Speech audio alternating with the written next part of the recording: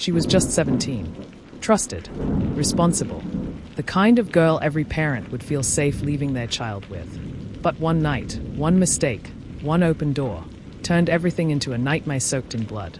What really happened to the Martin children's babysitter that night? Was it a home invasion? A tragic accident?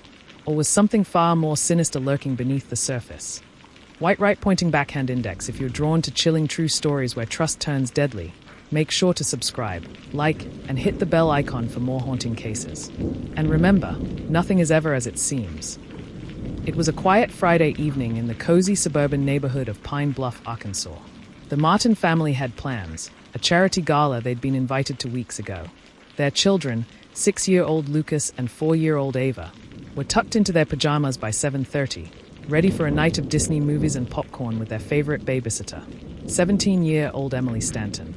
Emily had babysat for the Martins nearly a dozen times before. Responsible, sweet, and studying to become a nurse, she was known in the neighborhood for being reliable. She even carried a first aid kit in her backpack, just in case, she used to say. Around 8 p.m., the Martin parents left. Home security was armed. Doors were locked. And Emily was texting her best friend, Jenna, photos of Ava's glitter-filled drawing and Lucas' attempts at shadow puppets. But just 2 hours later, everything would change.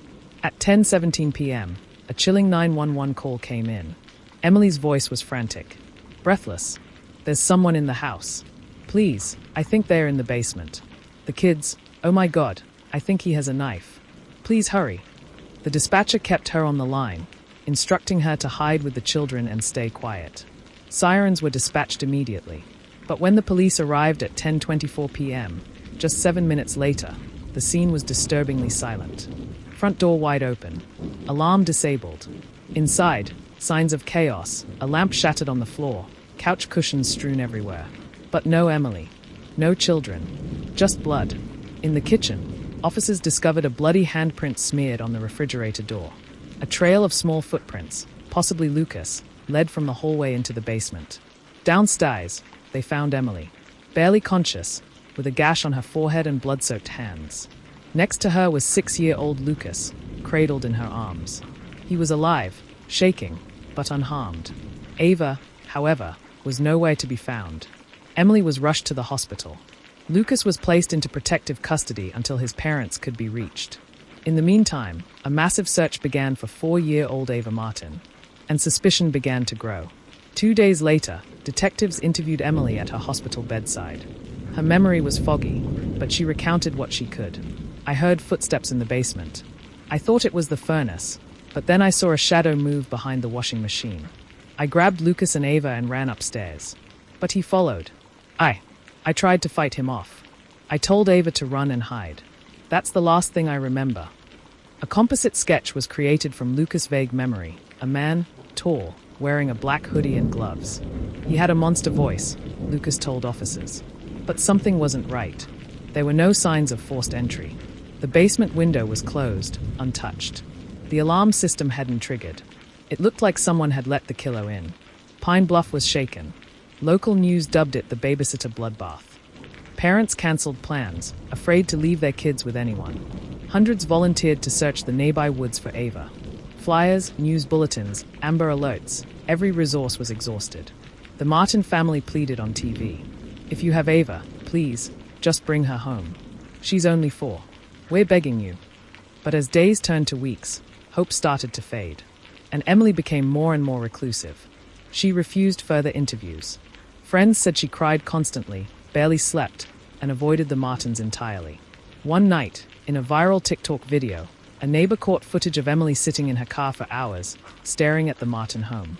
The caption read, "Babysitter or killer?"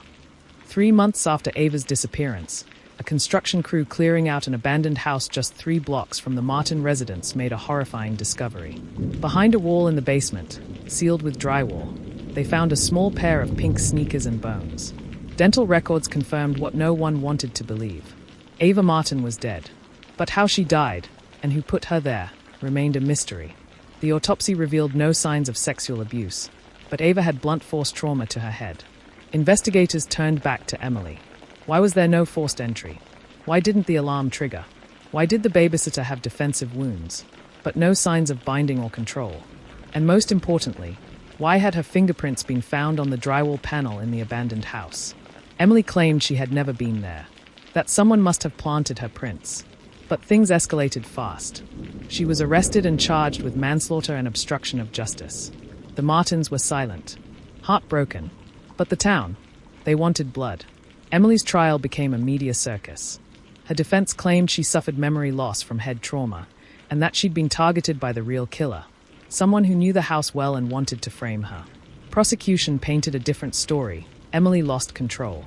She hit Ava in frustration, then staged the break-in and hurt herself to cover it up. It was a battle of narrative and psychology. Lucas testified. Emily didn't hurt Ava. She told us to run. She was bleeding too. But under cross-examination, his memories seemed jumbled. Confused. Was it trauma? Or coaching? After 2 weeks of deliberation, the jury returned their verdict. Not guilty of murder, but guilty of negligence and obstruction. Emily was sentenced to 5 years in juvenile detention with psychological treatment. To this day, she maintains her innocence. Years later, new evidence would come to light. A DNA profile, unknown male, was found on Ava's pajama top, never matched to anyone in the database. The house where Ava's body was found, previously owned by a man convicted of stalking babysitters in the early 2000s.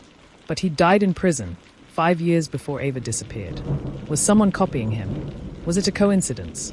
Or did Emily know more than she let on? The truth may never be fully known. A child lost, a teen scarred for life, a community left with unanswered questions. The Babysitter's Secret isn't just a story about tragedy. It's a haunting reminder that danger doesn't always come from strangers. Sometimes, it walks right through the front door. White right pointing backhand index, what do you think really happened that night? Was Emily hiding the truth? Or just another victim? Let us know in the comments. Don't forget to like, subscribe, and share this video to keep Ava's memory alive and spread awareness about child safety and accountability. Reminder ribbon hash until next time. Stay safe, and never stop asking the hard questions.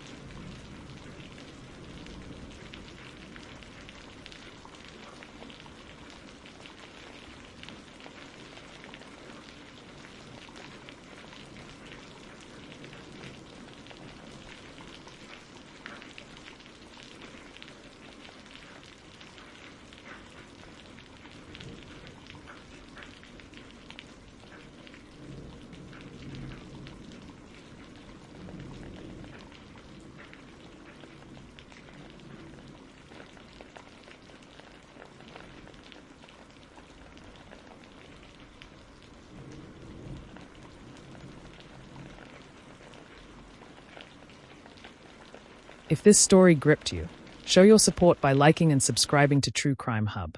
Your engagement helps us shine a light on cold cases and keep their names alive. What's your theory? Was Maura running from something or someone? Let us know in the comments. Detective hashtag hash, and if you have any information about Maura Murray's disappearance, contact the New Hampshire Cold Case Unit. Her story is not over.